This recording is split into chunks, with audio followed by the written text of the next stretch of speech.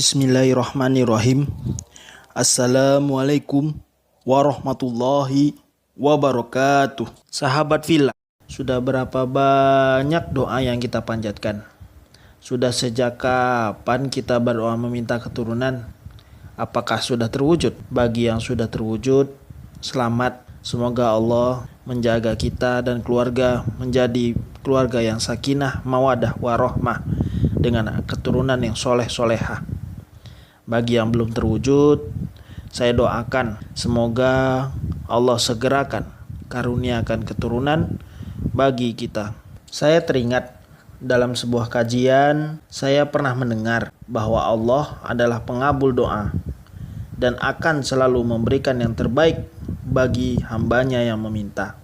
Di sana dibahas doa-doa yang kita pinta dalam air mata dan kepasrahan akan Allah kabulkan dengan jawaban yang paling baik. Misalnya nih, kita berdoa kepada Allah meminta sarapan nasi uduk di jam 7 pagi hari ini, maka Allah akan kabulkan. Akan tetapi, seperti apa jawaban Allah terhadap doa itu? Apakah ternyata Allah memberikan sarapan pagi jam 7 berupa lontong kari? Atau kata Allah, kamu baiknya makan nasi uduk jam 10 karena akan ada rapat dengan manajemen jam 8.30 dan kita pasti akan mengantuk ketika sudah memakan nasi uduk. Ataukah jawaban doa nasi uduk itu Allah acuhkan karena Allah nggak mau kita menderita sakit diare akibat kepedesan dari sambal nasi uduk itu. Sungguh Maha baik Allah lagi Maha mengetahui. Nah, dalam kajian itu juga dijelaskan nih, ketika doa diijabah, ia akan turun dari arsy menuju ke bumi dan ditahan di langit pertama. Asbab inilah yang harus kita ketuk agar Allah berkenan membukakan pintu rahmatnya, mengabulkan doa-doa kita. Peristiwa itu bisa kita ibaratkan seperti kita akan mengirimkan pesan chatting di aplikasi online kepada Bapak Direktur dari perusahaan kita. Kita sudah mengetiknya, lalu mengirimnya. Akan tetapi pesan yang kita kirim tertunda statusnya. Serupa dengan peristiwa tersebut, salah satu sebab ditangguhkannya pengabulan doa juga berkaitan dengan adab meminta atau perilaku kita sebelum, pada saat, atau sesudah kita berdoa. Ustadz dalam kajian itu menganalogikakan peristiwa ditangguhkannya pengabulan doa seperti keadaan seorang pengemis minta kepada Raja Saudi yang sangat kaya raya. Coba bayangkan, kita sebagai pengemis dengan pakaian yang kotor, rambut yang berantakan, mulut yang bau, dan kata-kata yang kasar, meminta uluran tangan Raja Saudi untuk memberikan kita nasi di ampera atau nasi warteg. Menurut sahabat Villa, apakah kita akan dikasih? Lalu bandingkan dengan keadaan seorang pemuda yang tidak ganteng memang, tapi dia selalu tersenyum. Di kepalanya ia memakai peci, bajunya lusuh dan warnanya pun pudar. Akan tetapi baju itu dalam keadaan licin disetrika. Lalu dia berkata, "Wahai Raja Saudi yang kaya raya, saya ini adalah panitia penyambutan bulan Ramadan, utusan dari desa saya. Masjid di desa kami ini membutuhkan 1 kotak lampu. Tolonglah Tuan, kasihanilah kami. Perkenankanlah bantuan Tuan kepada masjid kami." Menurut sahabat Villa, apakah pemuda itu akan mendapatkan 1 kotak lampu dari Raja Saudi yang kaya raya itu? Berkenaan dengan pengemis dan pemuda tadi, maka Ustadz dalam kajian tersebut berkata, setidaknya ada 7 cara yang harus kita amalkan agar doa kita meminta keturunan dapat segera terkabul. Mari kita simak bersama. Yang pertama, melakukan sholat sunnah. Sholat adalah tiang agama. Sholat juga merupakan cara agar doa tersebut bisa segera dikabulkan. Termasuk ketika kita memohon dan memanjatkan doa agar segera hamil. Kita bisa melakukan sholat sunnah. Salah satunya sholat sunnah hajat bersama pasangan kita. suami dan istri berjamaah ketika sebelum tidur atau setelah sholat tahajud. Lalu kita sempurnakan sholat sunnah hajat itu dengan bacaan doa sholat hajat. Selain itu, sholat hajat juga dapat mendatangkan kebaikan buat kita. Di antaranya, kita dan pasangan akan lebih harmonis menjalani kehidupan kita. Kita tidak akan mudah gelisah ketika orang selalu bertanya tentang kehamilan. Yang kedua, kita berdoa pada saat waktu-waktu yang mustajab dikabulkannya doa. Ini merupakan salah satu cara yang paling efektif agar kita bisa segera hamil. Karena pada saat waktu-waktu mustajab itu, Allah akan membukakan pintu rahmat-Nya dan berseru kepada sekalian alam bahwa siapa yang berdoa padaku, maka akan aku kabulkan.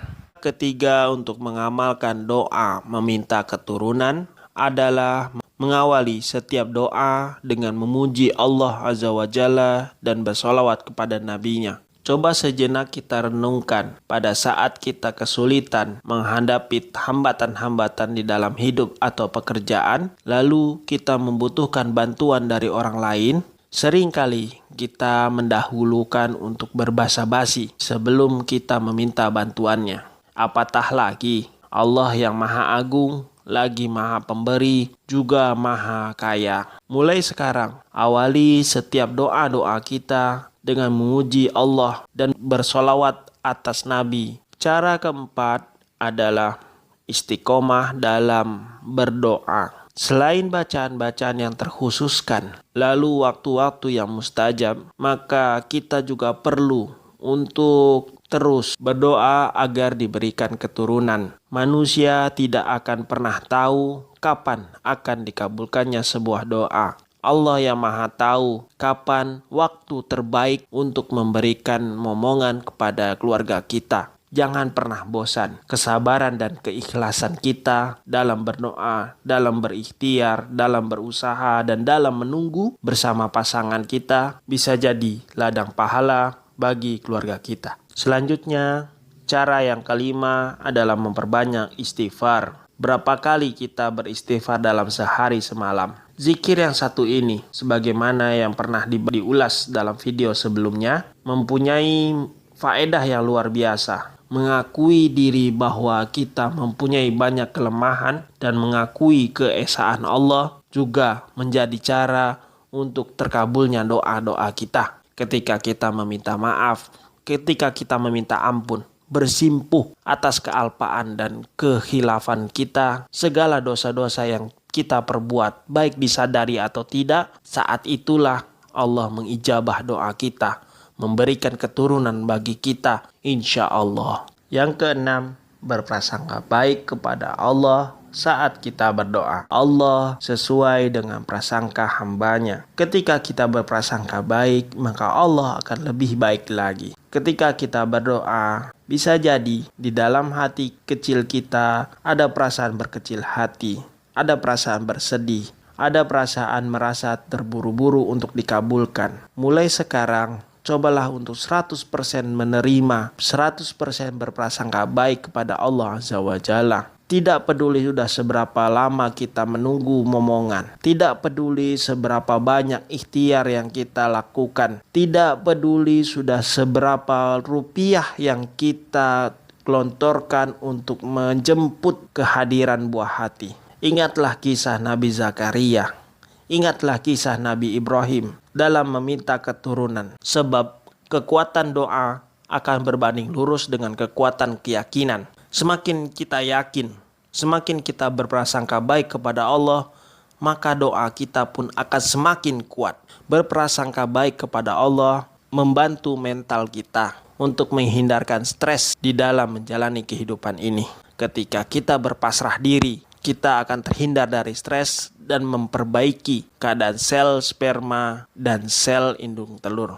Yang terakhir, yang ketujuh, cara mengamalkan doa agar cepat mendapatkan momongan, yaitu berwudu dan berdoa setiap akan berhubungan suami istri. Islam adalah agama yang sempurna. Dari bangun tidur hingga akan tidur lagi, semua ada etikanya. dan semua telah diatur. Hubungan suami istri adalah ibadah dengan pahala yang berlimpah. Ketika berwudu, kita akan mendapatkan kondisi yang suci. Lalu membacakan doa sebelum berhubungan dalam keadaan suci. Tidak menutup kemungkinan turunnya rahmat Allah pada saat itu. Berwudu dan berdoa ini mengandung banyak fadilah. Salah satunya dijauhkannya dari godaan setan. Jangan ragu, dalam Quran surat Al-Mu'minun ayat 60, berdoalah kepadaku, niscaya akan kuperkenankan bagimu. Sesungguhnya orang-orang yang menyombongkan diri dari menyembahku akan masuk kepada neraka jahanam dalam keadaan hina dina. Berwudu dan berdoa ini